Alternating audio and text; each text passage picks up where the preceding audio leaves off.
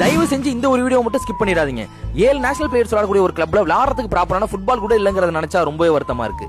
அதோட குவாலிஃபை ஆன மேட்சுக்கு போக காசு இல்லாம அந்த மேட்சே தவற விடுறதுங்கிறது அதை விட கொடுமை ஒண்ணுமே இல்ல. பால் எங்கள்கிட்ட சுத்தமா இல்ல. ஒரு நல்ல பால்னா ஒரு 3 பால் தான் இருக்கும். இந்த வீடியோவை எவ்வளவு ஷேர் பண்ண முடியுமோ அவ்வளவு பண்ணுங்க. இது மூலமா இவங்களுக்கான ஒரு உதவிங்கிறது கண்டிப்பா கிடைக்க பெறும். கிட்டத்தட்ட எங்க இதுல வந்து நேஷனல்ஸ் ஒரு 7 பேர் கிட்ட நேஷனல்ஸ் போயிருக்காங்க. எல்லாமே வந்து கவர்மெண்ட் ஸ்கூல் பிள்ளைங்க தான். இன்னொன்னு என்ன ஒரு விஷயம்னா இவங்களுக்கான ஃபுட் வந்து அவ்வளவா கிடைக்க மாட்டேங்குது. லாஸ்ட் இயர் 2 நேஷனல்ஸ் விளாண்டுருக்கா, HFI ஜூனியர் நேஷனல்ஸ் விளாண்டுருக்கா, CM டிராஃபி விளாண்டுருக்கா ஸ்கூல் டீம் தான். இப்போ 12th படிக்கிறா. 6 மேட்சஸ் அது 2 மேட்சஸ் விளாண்டோம். அதுக்கப்புறம் எங்களுக்கான ஃபண்ட் இல்லை. அதனாலேயே அந்த மேட்சஸ் எங்களால் விளாட முடியாமல் நாங்கள் வந்துட்டோம், ஊருக்கு வந்துட்டோம். நான் government model girls higher secondary school மன்னார்குடியில் படிக்கிறேன். நான் வந்து 4th ஃபுட்பால் விளாட்றேன்.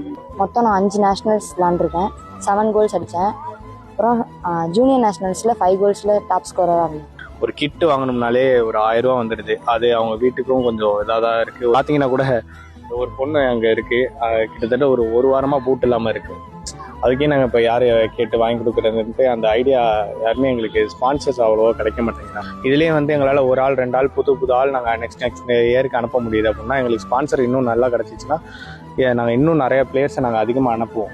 என்னோட கான்டாக்ட் டீட்டெயில்ஸ் வந்து ஸ்க்ரீனில் கொடுக்குறோம். உங்களால் முடிஞ்ச ஹெல்ப் வந்து கண்டிப்பாக பண்ணு.